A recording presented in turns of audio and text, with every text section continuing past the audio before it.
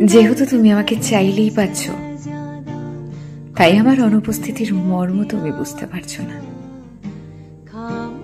তোমাকে আমার মর্ম বোঝাতে গেলে তোমার প্রতি আমাকে নির্দয় হতে হবে।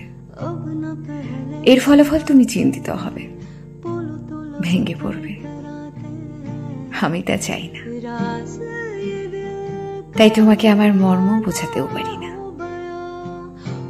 তবে তোমার বোঝা উচিত, কারণ তোমাকে ভালো দেখতে চাওয়া আমার অপরাধ নয়, যার শাস্তি হিসেবে ঠিকই তুমি আমাকে অবহেলা দিচ্ছ।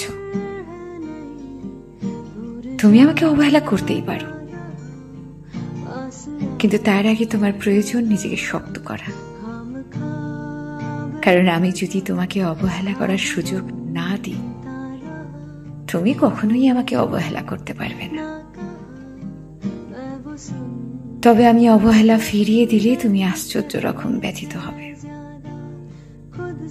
তোমাকেও কেউ অবহেলা করতে পারে, এটা তুমি মেনে নিতে পারবে না,